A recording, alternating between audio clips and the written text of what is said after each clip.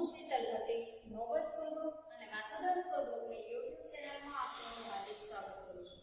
વિદ્યાર્થી મિત્રો, અહીં આપણે 7મા ધોરણના સામાજિક વિજ્ઞાનમાં બરાબર છે ચેપ્ટરનું નામ છે રાજપૂતો, નવા શાસકો અને રાજ્યો. એની અંદર અગાઉના વિડિયોની અંદર આપણે ઉત્તર ભારતના રાજ્યો બરાબર અને એના જે કોઈ રાજાઓ છે એના વિશેની આપણે માહિતી મેળવી છે. હવે આપણે દક્ષિણ ભારતના જે રાજ્યો છે એના વિશેની વાત કરવાની છે. બરાબર, ઉત્તર ભારતની અંદર તો કે 7મી સદીમાં જે પુલકેશી બીજો દક્ષિણ ભારતમાં અને ઉત્તર ભારતની અંદર તો કે હર્ષવર્ધન. બરાબર, આ બે પરાક્રમી રાજા હતા. એ બેનું અવસાન થાય છે પછી તો કે જે તે રાજાઓ છે ઈ તો કે ઉત્તર ભારત અને દક્ષિણ ભારત જે છે એની અંદર એના જે રાજ્યો છે એને સ્વતંત્ર નાના જૂથની અંદર વહેંચવામાં આવે છે. બરાબર, સ્વતંત્ર રાજ્ય તરીકે એને જાહેર કરવામાં આવે છે. શું કામ? તો કે જે તે રાજા છે જે તે પ્રદેશ જીતી લે છે અને એટલો વિસ્તાર છે પોતાના કબજાની અંદર એટલે કે પોતાના શાસનની અંદર આવે છે. તો આ રીતે આપણે જે ઉત્તર ભારતના રાજ્ય વિશેની વાત કરી એ જ રીતે અહીં આપણે દક્ષિણ ભારતના જે રાજ્ય છે એના વિશેની માહિતી મેળવવાની છે.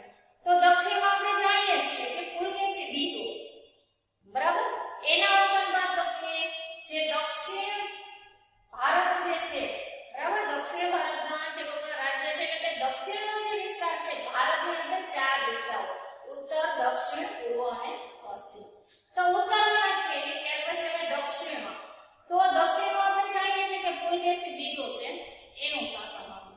તો એના અવસાન બાદ બરાબર જે તે વંશ છે એ તો કે કઈ રીતે છે તે ગાદી ઉપર આવ્યા, જે તે રાજ્ય છે જે તે વિસ્તાર છે એમણે મેળવ્યો અને એ વંશની અંદર તો કે ક્યાં ક્યાં રાજાઓ થઈ ગયા એના વિશેની આપણે માહિતી મેળવવાની છે. તો દક્ષિણ ભારતના રાજ્યો નર્મદા નદીની દક્ષિણમાં આવેલા રાજ્યોને દક્ષિણના રાજ્યો કહેવામાં આવે છે. અગાઉ પણ આપણે વાત કરી ગયા હતા કે હર્ષવર્ધન છે ઉત્તરથી આગળ આવતો હતો અને પુલકેશી બીજો છે દક્ષિણથી આગળ જતો હતો. બે જે છે ઈ તો કે કઈ જગ્યાએ ભેગા થાય છે તો કે નર્મદા નદીનો જે વિસ્તાર છે ત્યાં બે ભેગા થાય છે, ત્યાં બેનું યુદ્ધ થાય છે. એટલે નર્મદા નદીની દક્ષિણમાં આવેલા રાજ્યો બરાબર કઈ નદી આવશે? નર્મદા નદી. અને એની આજુબાજુનો જે વિસ્તાર છે ત્યાં સુધી તો કે પુલકેશી બીજો છે એનું સામ્રાજ્ય હતું. એટલે આવા જે લોકો રાજ્ય છે જે દક્ષિણમાં આવેલા છે તે રાજ્યોને દક્ષિણના રાજ્યો કહેવામાં આવે છે. કઈ નદીના કિનારે? નર્મદા નદી. ત્યાંથી આગળ 8મી સદીમાં ઉત્તર ભારતની જેમ દક્ષિણ ભારતમાં પણ નાના મોટા રાજવંશો સ્વતંત્ર થયા. બરાબર છે, ઉત્તર ભારતના નાના મોટા રાજ્યો છે રાજાઓ છે સ્વતંત્ર થયા એ જ રીતે દક્ષિણ ભારતમાં પણ અનેક નાના મોટા રાજાઓ છે બરાબર રાજવંશો એટલે રાજાના જે વંશજો છે એ સ્વતંત્ર થયા. એની અંદર એટલે તેમાંથી કયા કયા વંશજો પડ્યા છે? ચાલુક્ય, રાષ્ટ્રકૂટો, પલ્લવ, ચોલ, પાંડ્ય, ચેર જેવા રાજવંશોની માહિતી જોવા મળે છે.